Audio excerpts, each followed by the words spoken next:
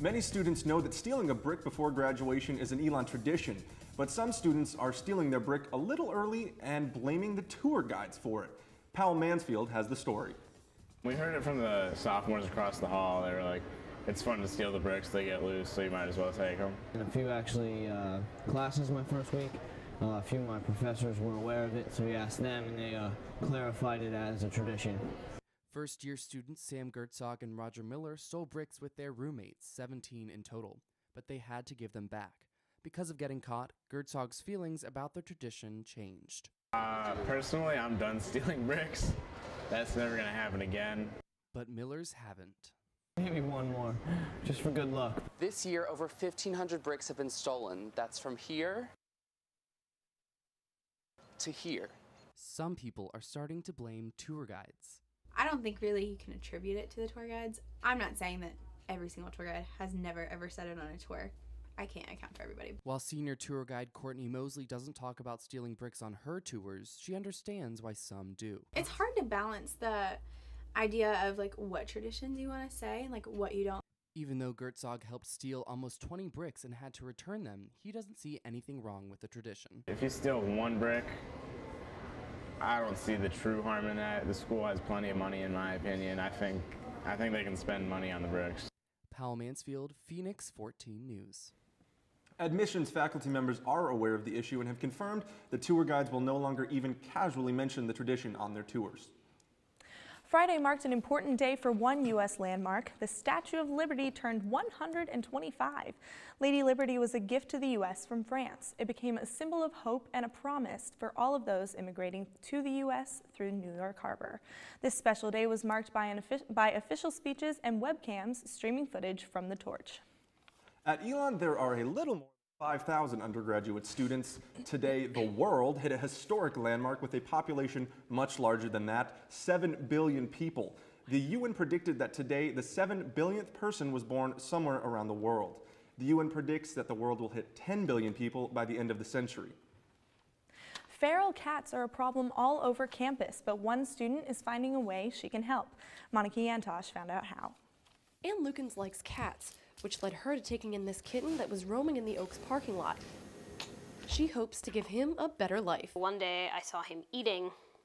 I didn't have my gloves, and I just picked him up, and he clawed my hands so badly. His name is Dante, and while he may look playful, Ann says he wasn't always comfortable around humans. Now he's as friendly as can be, but he was really skittish in the early days. She's taking care of Dante and will keep him until he gets neutered. I'm not allowed to bring any more cats home. Because she's not allowed to bring any more cats to her home in Virginia, Ann plans to take him to the Wake County SPCA so he can be adopted, meaning he won't be hers forever. It's hard to get to know him and then see him go, but I know that it's best for him to find a home that is perfect for him and that will take care of him. Ann believes she's helping cut back on the population of feral cats on campus, but understands the reality of working alone. I'm only one person, and if there was a group of people who could pool resources and apply for grants and get some funding behind it, we could slowly spay and neuter this population. She's hoping others will do their part, but until then, Ann will continue to do what she can to help the cats and enjoy her time with Dante. So he keeps me up, and he's a lot of work, but I don't know, I find it worth it. Monica Yantosh, Phoenix14 News.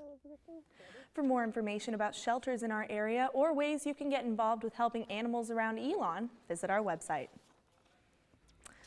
Coming up on Phoenix14 News. If you're looking to get scared tonight, stick around. Later, we'll show you some wicked fun. Coach Mike Kennedy danced from the baseball field to the ballroom floor. Find out if all the practice paid off.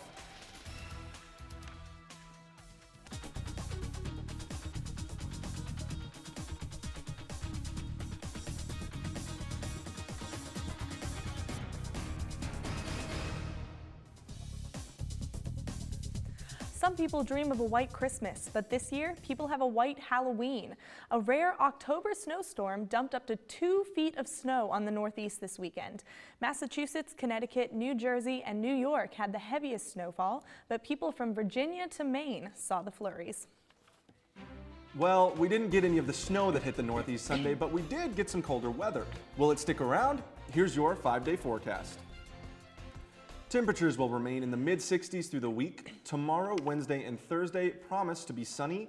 There's a chance of rain showers on Friday, but Saturday will be another sunny day, perfect to go outside and enjoy the fall weather. Looking to save some money on gas? We've got where you can fill up for less in this week's Pump Patrol. The cheapest places to fill up are both on South Church Street. The Shell and the Citgo have regular for $3.35 a gallon. A tank of regular at the Marathon on Haggard will cost you $3.38 a gallon, and the Kangaroo on Haggard is $3.40. On Saturday, Elon's head baseball coach Mike Kennedy cha-cha'd his way to the dance floor to help raise money for Little Pink Houses of Hope. Our Mallory Lane was there and has the results of the competition. It's the night we've all been waiting for. Cha-cha-cha into a full basic. After weeks of practice and hard work, Elon's head baseball coach Mike Kennedy and his partner Megan are ready to cha-cha their way to the ballroom floor. Let's get it over with. Let's go first. Couple, please come to the dance floor, Mike and Megan. Tell me about what you were thinking when you were out on the floor. Initially, when we started, just get on beat. You know, the very first step, I felt like if I could get on that very first step, I might be okay. After that, I can't tell you anything. I don't know what happened. I don't know if I danced. It's like a blank for like 90 seconds.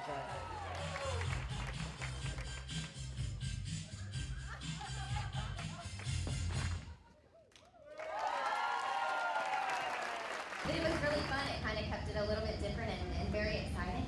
It's really great that you guys allowed him to do some moves there. It's really fun. I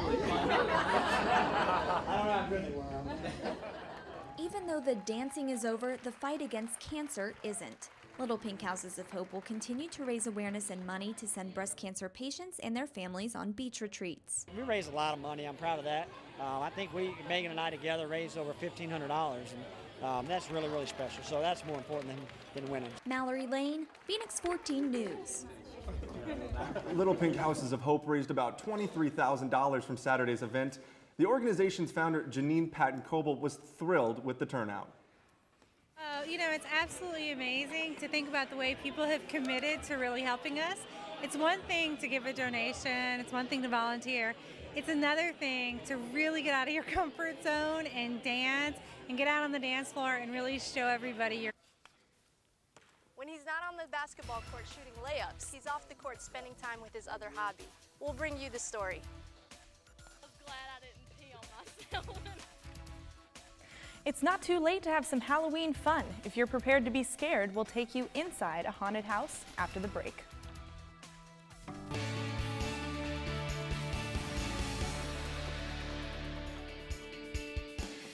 Snapback hats were a fashion trend in the 80s and 90s.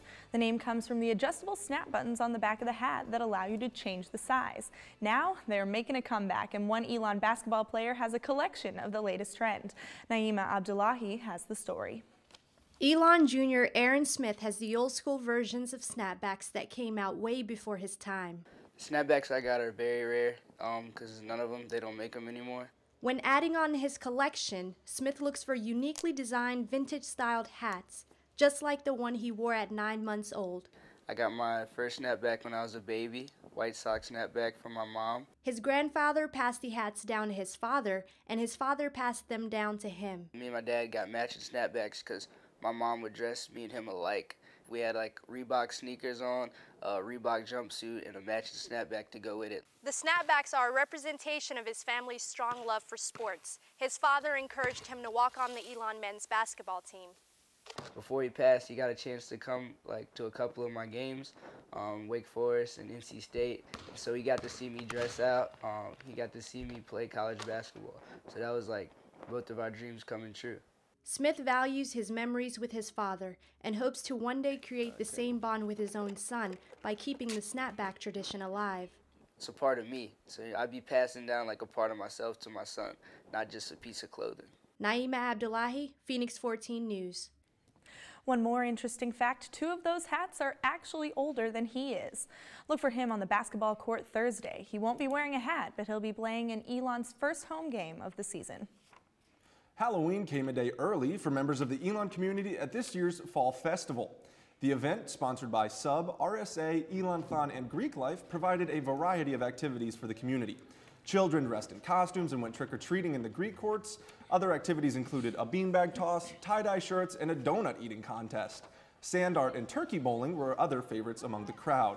Baked good and other refreshments were provided to families throughout the day. It's the largest Hollywood haunt in the Carolinas. Phoenix 14's Joe Bruno braved the hallways of the Klenner Clinic in downtown Reedsville. Joe?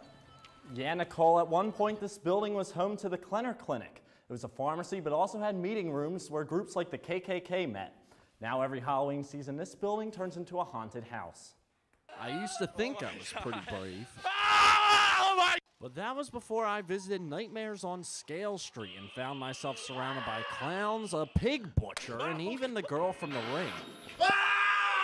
That was already enough to make my photographer and I scared, but then we were told the building is believed to be haunted. When we first came to this building, the property owners contacted us, Steve and Randy Moore, and said that they had had paranormal experiences and they wanted us to come check it out. So Time Stoppers looked into it and snapped a picture that appears to be a woman peeping behind a curtain. I work up there a lot by myself at night, and I don't really enjoy it. I've had a few encounters. Once I do have something usually happen, I usually leave, just let well enough alone.